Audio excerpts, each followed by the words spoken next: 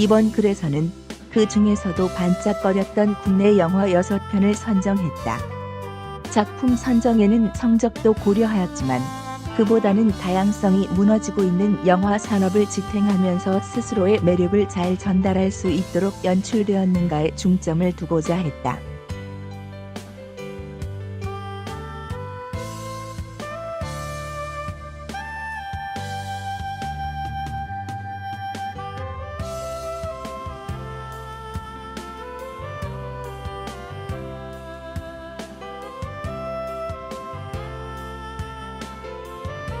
차이가 있다면 두 편에 나눠 개봉된 일본 작품과는 달리 한국의 사계가 한 작품에 모두 담기면서 속도감이 조금 더 두드러졌고 계절의 변화가 더욱 선명하게 연출되었다는 것이다. 특히 원작이 일본 작품임에도 불구하고 이를 각색하는 과정에서 한국적 정서를 조금도 부족함이 없게 이식해낸 점이 이 작품의 가장 큰 장점으로 손꼽힌다. 이를 위해 임술래 감독은 계절별로 각각 한 번씩 총 4번의 크랭크인과 크랭크업을 거듭하며 촬영했다고 한다. 영화를 보고 있노라면 자신의 침샘을 제어하기가 얼마나 힘든지 새삼 다시 느끼게 된다는 작품으로도 유명하다.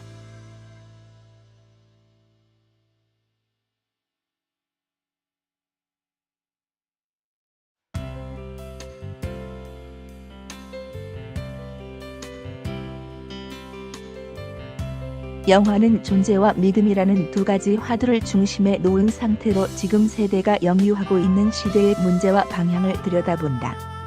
작품 속 주인공인 종수, 유아인 역, 벤, 스티븐 연 역, 해니, 전종소 역, 그 어떤 인물을 중심에 놓더라도 이야기는 그 모습을 변화시키며 각자의 이야기를 분명하게 드러내는데 이는 인물과 관계를 내밀하게 파헤치는 이창동 감독의 작품이기에 가능한 부분이다. 다소 복잡하게 얽힌 부분들과 선명하게 드러나지 않는 결과물에 많은 관객들의 선택을 받지는 못했으나 올해 국내 영화의 성과 중 하나라고 이야기하기에 조금도 모자람이 없다.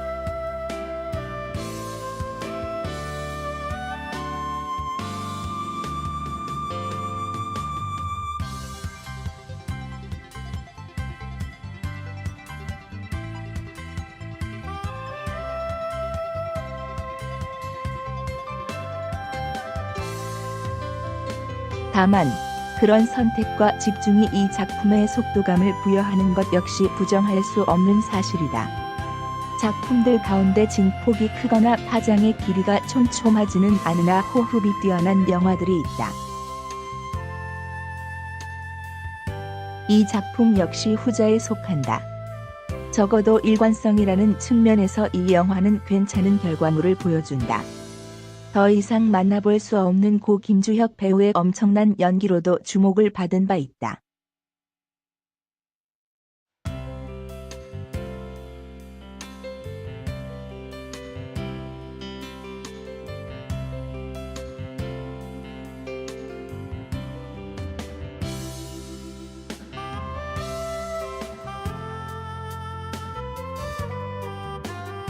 연출에 있어서는 88일 동안 쉬지 않고 벌어졌던 안시성 전투를 스크린으로 옮기면서 화려한 전투 장면을 다양한 방식으로 재현했다는 점이 인상적이었다.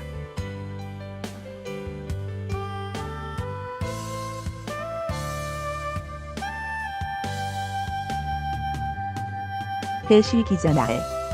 하지만 작품이 보여주는 두드러지는 메시지와 국내 영화에서 보기 힘든 힘있는 여성 캐릭터의 설정으로 다양성의 측면에서 높은 성취를 이루어냈다는 생각이 들어 선정하게 되었다. 아픔을 끌어안고 있으면서도 타인에게 의존적이지 않는 모습을 보이며 상처를 지울 수는 없지만 삶을 포기하지 않기 위해 몸부림치는 미스백, 한지민 분. 그런 그녀 앞에 나타난 지은이라는 어린 소녀의 삶이 자신의 어린 시절과 꼭 닮은 것만 같아 외면하고 싶으면서도 그 작고 아픈 손을 놓을 수 없는 자신을 마주하게 되는 이야기를 담고 있다. 이 영화가 가슴에 와 닿는 것은 그 어떤 이의 삶도 연민의 시선으로 바라보지 않는다는 지점 때문이다. 다만 미스 백이 자신의 이름을 선택해 그 삶을 살아냈던 것처럼 소녀 역시 자신의 삶을 그렇게 살아가게 되리라 하고 관객들이 믿을 수 있게 만든다.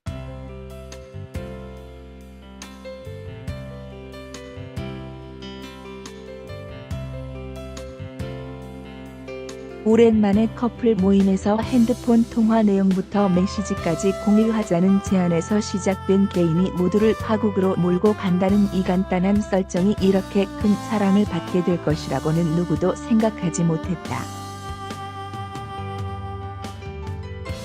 오히려 작품이 공개되기 전에는 화려한 캐스팅에 비해 이야기의 볼륨이 너무 작은 게 아니냐는 이야기까지 있었다고 하지만 이 작품은 보란듯이 관객들을 뒤집어 놓고 말았다.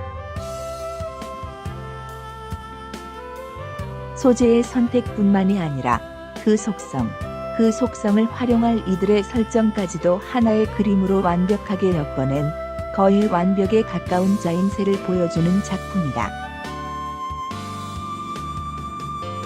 소재로 활용하는 특정 문제에 다가가는 방식은 가볍게 가져가면서도 문제의 핵심에 이르러서는 냉철하게 돌변하는 모습이 적절한 조화를 이루며 쾌감을 느끼게 만든다. 관계와 삶의 모호한 지점들을 날카롭게 찌르는 국내 영화에서 오랫동안 만나지 못했던 블랙 코미디의 정수를 느끼게 하는 작품이다.